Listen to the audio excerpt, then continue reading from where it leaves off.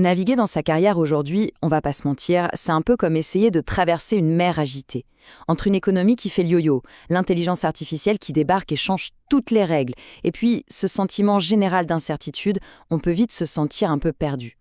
Alors la question c'est, comment on fait pour construire une carrière qui tienne la route, qui soit vraiment solide face à tout ça? C'est exactement ce qu'on va voir ensemble. Cette phrase de Milos E sur LinkedIn, elle est parfaite. Elle résume tellement bien ce que beaucoup de gens ressentent. Cette impression d'être sur un terrain instable où on ne sait pas trop où mettre les pieds.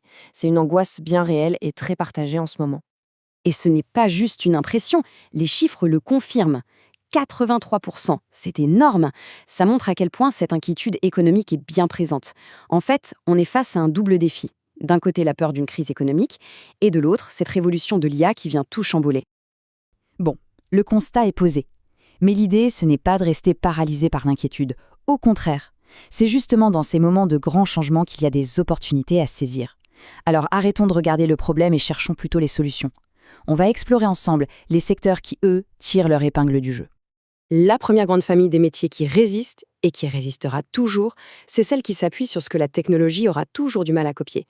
Le contact humain, l'empathie, l'écoute, le soin, bref, tout ce qui nous rend profondément humains. Pensez-y.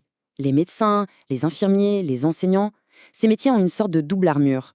D'abord, ils sont protégés de l'automatisation parce que leur cœur de métier, c'est le jugement humain, l'empathie. Et ensuite, même en cas de crise économique, on aura toujours besoin de se faire soigner et d'éduquer nos enfants. C'est juste essentiel. On passe maintenant à la deuxième catégorie. Et là, il y a une petite ironie. L'IA fait peur à certains secteurs, mais en même temps, elle crée une demande gigantesque pour les métiers qui construisent, gèrent et sécurisent ce nouvel univers numérique. Ces gens-là ne sont pas menacés par l'IA, ce sont eux qui la pilotent.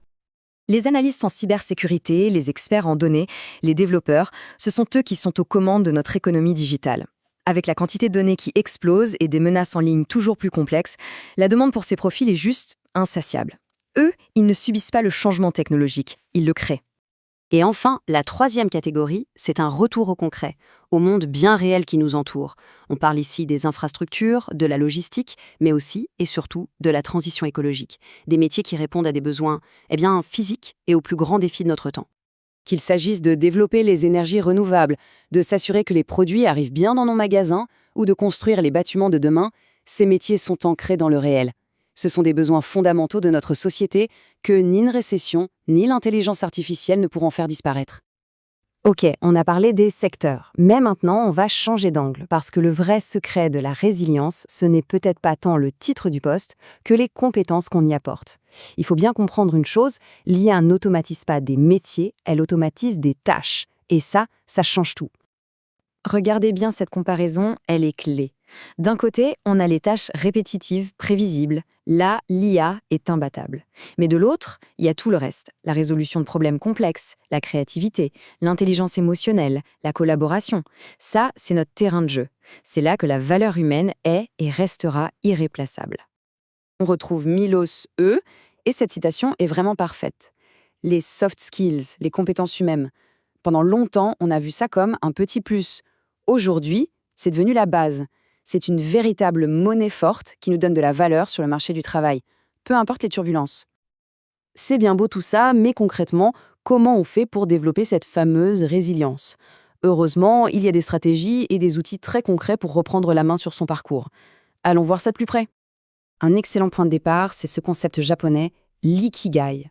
On pourrait le traduire par raison d'être. C'est une sorte de boussole personnelle qui aide à trouver le point parfait. L'intersection entre ce qu'on aime faire, ce pourquoi on est doué, ce dont le monde a besoin et ce pourquoi on peut être payé. Pour trouver son ikigai, il faut se poser ces 4 questions. Et c'est un exercice hyper puissant. Parce que si on a la passion mais pas le talent, ça reste un hobby. Si on a une mission mais qu'on n'est pas payé pour, on s'épuise. Le but, c'est de trouver ce point central où tout s'aligne. C'est là que le travail devient une vraie source d'épanouissement et de stabilité. Et au-delà de cette réflexion, voici 5 actions très concrètes. Premièrement, ne plus penser en termes de titre de poste, mais de problème à résoudre. Quelle valeur est-ce que j'apporte? Deuxièmement, comprendre le langage des affaires pour savoir comment son travail a un impact réel. Troisièmement, soigner sa présence en ligne, c'est notre vitrine. Quatrièmement, et c'est crucial, investir dans son réseau. Et enfin, cinquièmement, demander activement du feedback pour améliorer sans cesse ces fameuses compétences humaines. Donc si on résume, l'idée de fond, c'est vraiment de reprendre les rênes. L'incertitude du marché, ce n'est pas une fatalité qu'on doit subir. C'est plutôt une invitation à devenir plus stratège, plus intentionnel dans la façon dont on gère sa carrière. La définition même du succès professionnel a complètement changé. Fini le vieux modèle de l'échelle qu'on grimpe bien sagement.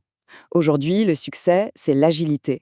C'est cette capacité à apprendre en continu, à s'adapter et à rester pertinent dans un monde qui, lui, n'arrête jamais de bouger. En fin de compte, l'avenir professionnel n'est pas une chose qu'on subit, mais bien une chose qu'on construit. Et pour le construire, il faut se concentrer non pas sur un titre, mais sur une contribution, sur un problème à résoudre. C'est ça qui donne une direction claire, même dans la tempête. La vraie question à se poser n'est donc plus quel métier je veux faire, mais plutôt quelle valeur je veux apporter au monde.